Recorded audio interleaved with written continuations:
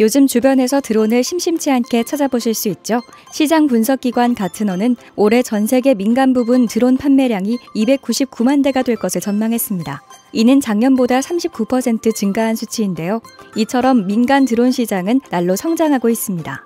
군수, 배달, 촬영 등 다양한 분야로 드론을 활용할 수 있어 더욱더 다양한 분야로의 성장이 기대되는데요. 하지만 모든 것이 장점만 가질 수가 없듯이 활용 분야가 무궁무진한 드론에도 어두운 면이 있다고 하네요. 이번 시간에는 이 드론으로 일어난 경악스러운 사건 탑5를 알아보겠습니다. 빠른 속도로 움직이는 드론을 보면 가슴속까지 시원해지는 느낌이지만 이렇게 공간의 제약 없이 하늘을 날아다니는 특성이 오히려 위험 요소가 되기도 합니다. 지난 5월 5일 경북 봉화군에서는 드론이 갑자기 하늘에서 추락하는 사고가 있었습니다. 이날은 어린이날 행사를 기념해 드론을 이용해서 사탕을 뿌리는 퍼포먼스를 하다가 사고가 일어난 것입니다. 이 사고로 사탕을 줍던 아이 3명과 어른 1명이 부상을 당했다고 하네요. 다양한 이유로 추락하는 드론과 부딪히면 높이에 따라 경상에서 크게는 중상까지 입을 수 있는데요. 그런데 이런 드론의 추락보다 더 무서운 사건은 드론 프로펠러에 의한 사고입니다. 프로펠러에 의한 사고는 대부분 부주의로 발생하기 때문에 다른 사고에 의해 빈번하고 피해도 심각하다고 합니다.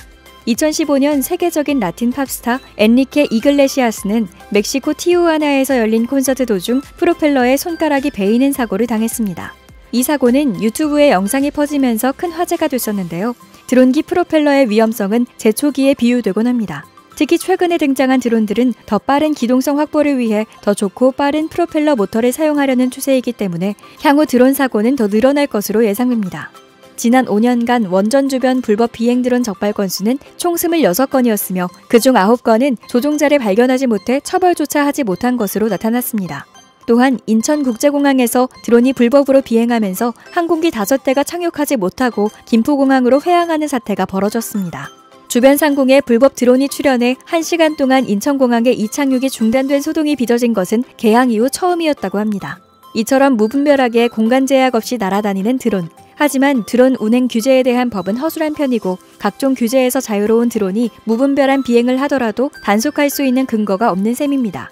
불법으로 드론을 운행할 경우 최대 200만 원의 과태료가 부과되지만 최근 4년 7개월간 실제 위반 사례를 보면 대개 20만 원의 과태료가 부과됐습니다.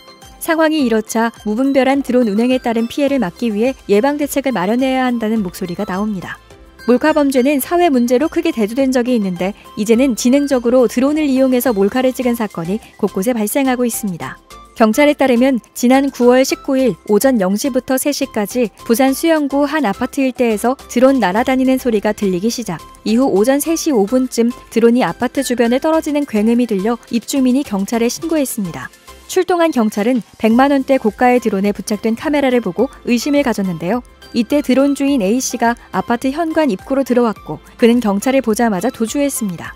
왜 이 남성은 경찰을 보자마자 도주했을까요? 드론에 촬영된 내용을 보면 이해가 가실 텐데요. 이 드론이 촬영한 내용은 가히 충격적이었습니다.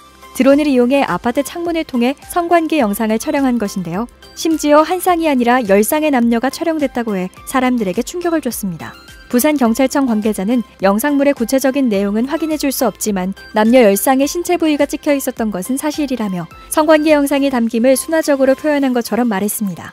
도주한 남성은 CCTV의 추적 끝에 4일 만에 검거됐고 판매를 목적으로 이 같은 동영상 촬영을 했을 가능성까지 열어두며 수사를 진행 중이라고 합니다.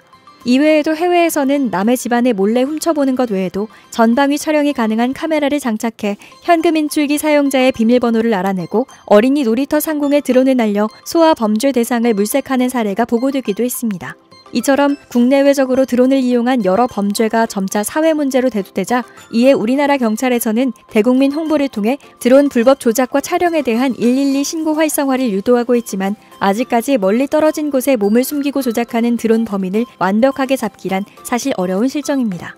마지막 드론으로 일어난 경악스러운 사건 탑1은 드론 테러입니다. 이제는 새로운 테러 방식으로 대두되고 있는 드론 테러로 세간에 충격을 주는 사건이 있었습니다. 지난 2015년 4월 일본에서는 반핵운동가로 알려진 40대 남성이 후쿠시마 원전 재가동 정책에 항의하는 의미로 드론을 이용한 테러를 벌였습니다. 남성은 방사능 경고마크가 붙은 갈색 통을 원전 근처 모래를 넣어 드론을 통해 일본 총리관저 옥상에 날려보냈습니다. 실제로 모래에서는 세슘이 검출되었지만 다행히 인체에는 영향이 없는 미미한 수준이었고 일본 언론은 이 사건을 대대적으로 보도했습니다. 드론으로 자칫하면 큰 테러가 일어날 수 있었다는 사실이 일본 국민들에게 큰 충격을 주었죠. 그 후 범인은 자수하면서 사건은 일단락됐지만 일본 정부는 이 사건 이후 드론 테러의 취약성을 인식해 경시청에 무인 항공기 대처부대를 창설하고 국가 주요 시설의 비행 제한 구역 설정을 검토하는 등 관련 제도를 정비했습니다. 또한 악명 높은 순위파 극단주의 무장단체 IS는 9.11 테러와 같은 효과를 내기 위해 대규모 살상이 가능한 동시다발 드론 테러 연구에 몰두하고 있다고 합니다. 이에 대응해 이라크 보안군은 일부 드론의 신호를 차단하고 지상으로 추락시킬 수 있는 안티 드론 장비를 보유하고 있다고 합니다. 또한 테러에 악용된 드론의 대표적인 제조사인 DJI는 악용을 막기 위해 드론이 비행할 수 없도록 소프트웨어 업데이트를 실시했습니다. 1970년대 블랙 선데이라는 영화가 있습니다. 이 영화는 슈퍼볼 경기장에서 비행물체 안에 폭탄과 생화학 무기를 잔뜩 실어 관람객 전원을 살해하라는 계획을 갖고 있는 테러리스트와 그 계획을 막기 위한 한 형사의 싸움이 주된 내용입니다. 그 당시는 비행기를 이용한 테러라는 주제가 꽤나 신선한 소재로 인지되었고 상당한 인기리에 방영되었습니다. 이제는 좋든 싫든 드론의 시대가 코앞으로 다가왔습니다. 드론의 기술이 발전하는 만큼 그에 대한 사고와 범죄에 대한 대응책을 미리 생각해보지 않으면 이 블랙 선데이라는 영화 속 비행체를 이용한 테러가 현실이 되어버릴 수 있지 않을까요?